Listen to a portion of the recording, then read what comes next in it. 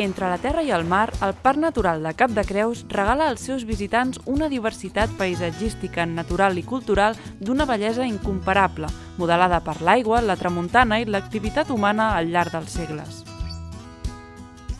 Un espai de primer ordre dotat d'una singular configuració geològica, amb estructures i afloraments que, combinats amb el patrimoni natural i cultural, formen un conjunt únic al món. I amb una biodiversitat també sorprenent. Les 14.000 hectàrees que conformen la superfície total del parc representen una gran varietat d'ecosistemes, entre els quals destaquen la riquesa del patrimoni vegetal, amb nombroses espècies amenaçades i fins i tot alguns tresors endèmics. I un extraordinari món submarí, on els alguers de Posidònia i els fons de coral·ligen en són els millors exemples. Aquest 2023, el Parc Natural de Cap de Creus celebra 25 anys de la seva creació, 25 anys d'història de protecció i de dinamització del territori. La lluita per defensar i preservar els valors naturals de la península de Cap de Creus i el seu entorn marí ve de lluny i va néixer fruit d'un seguit d'iniciatives. El lloc s'ho mereix, no? Perquè és un indret molt especial. Molt rocós, realment és Costa Brava. No es podia deixar per més temps així. I s'havia de protegir d'alguna manera. Des dels ajuntaments i des d'entitats diverses de tota aquesta comarca o subcomarca es va procurar que hi hagués una protecció especial sobre aquest indret. De fet, la llei de protecció del Cap de Creus, jo em vaig ser al ponent en el Parlament de Catalunya i es va aprovar el 25 de febrer del 1998. Amb la proposta del Pla d'Espais d'Interès Natural, l'any 1985, es va crear un nou instrument per protegir la natura, però no va ser fins la dècada dels 90 que es va iniciar la campanya per a la protecció de Cap de Creus.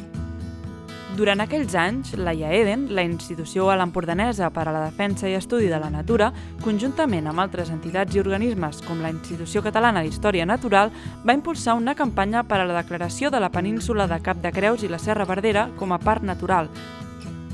Desenganyem-nos, fa 25 anys ningú m'havia dit perquè Cap de Creus fos parc natural. Fora d'algunes persones dins de l'IAEDEN, que era el grup ecologista de la comarca, que pensaven que Cap de Creus tenia que seguir el mateix procés que els aiguamolls de l'Empordà. D'aquesta manera s'inicia una campanya que va des de l'any 1990 fins al 98, que implica fins i tot 1.000 hores de feina per part d'algunes d'aquestes persones i que des del voluntariat i de l'activisme finalment s'aconsegueix que l'administració pública aprovi la llei de protecció de Cap de Creus.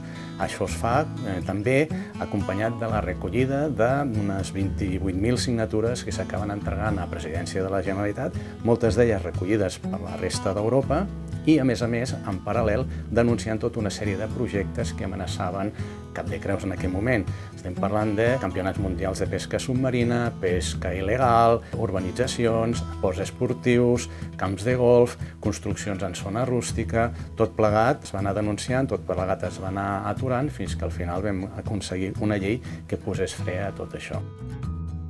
Finalment, després que la ponència de la Comissió de Política Territorial validés el projecte de llei el dia 25 de febrer de 1998, el ple del Parlament va aprovar la llei de creació del Parc Natural de Cap de Creus el dia 12 de març, creant el primer parc natural maritimoterrestre de Catalunya.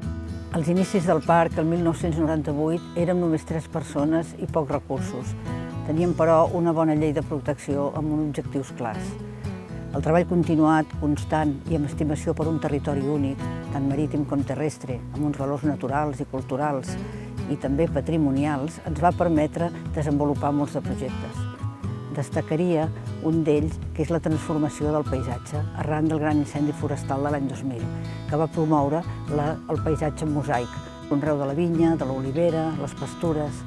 I més endavant, ja l'any 2008, amb més personal i més recursos, es va construir el Club Mediterrani i es va restaurar posteriorment a l'espai, esdevenint el que és ara un espai excepcional tant des del punt de vista geològic com paisatgístic.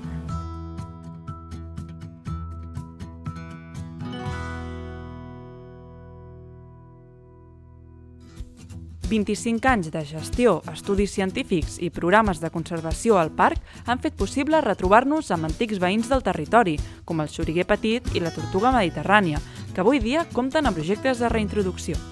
O que l'escassa àguila cuabarrada, el corb marí emplomallat, la nacra, les gorgònies o la ceceli ferrenyi, una planta en perill d'extinció que només es troba al Cap de Creus, hi siguin cada cop més presents.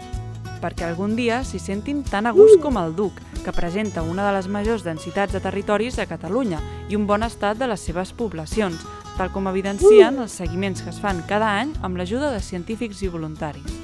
I és que la ciutadania segueix estant tan implicada en la protecció dels valors naturals del parc com en els seus inicis, sent un bon exemple el rècord de 117 voluntaris que van participar en el darrer cens aquest 2023. Des del parc es dona molta importància al voluntariat i l'educació ambiental. Per aquest motiu, comptem amb una àmplia oferta d'activitats destinades als alumnes dels municipis que formen el parc, amb projectes de formació de professorat i activitats adreçades a la població adulta, viatges, xerrades, tallers i cursos per a professionals de diferents sectors. Cada any, els centres d'informació s'atenen al voltant de 40.000 visitants i s'estima que el parc és visitat per més de 500.000 de persones. La creació del Parc Natural del Cap de Creus en el seu dia va ser un encert i el seu futur crec que passa per 3 condicionants. El primer seria que per mantenir aquesta vigilància, aquesta preservació, aquest treball amb la fauna i la flora, aquesta transmissió de coneixement que ja s'està fent a dia d'avui, ha d'estar ben dotat econòmicament. Precisament servirà també per poder portar un control de totes aquelles normes que s'estableixin tant a nivell marítim com terrestre dins del parc. Normes, i aquí entrem en el punt número 2, que s'hauran de consensuar amb el territori. Quan parlo del territori vull dir tots els ajuntaments que formen part d'aquest parc, evidentment la Generalitat de Catalunya i també les empreses privades i la gent que el trepitja i que hi treballa cada dia. I el darrer punt, precisament la preservació d'aquest territori ha de servir per dinamitzar econòmicament totes aquelles empreses i també activitats i usos públics que es desenvolupen, sempre que siguin sostenibles. Crec que estem en el bon camí, precisament aquest projecte d'obtenir la Carta Europea de Turisme Sostenible n'és un exemple i és que crec que tots pensem el mateix. El futur del turisme ha de ser, sens dubte, basat en aquesta paraula que és la sostenibilitat. Llarga vida al parc. I pel que fa al futur? Doncs pel que fa al futur, malgrat els reptes ambientals que ara venen, com la pèrdua de biodiversitat, com el canvi climàtic, com la massificació en espais naturals, som optimistes. Tenim un equip del parc que està il·lusionat, que s'implica, i un territori que entén el parc, l'estima i ens ajuda a gestionar-lo. Un patrimoni de tothom, herència dels nostres avantpassats, suport de la vida d'ara i llegat per a les generacions futures. Així és el Parc Natural de Cap de Creus.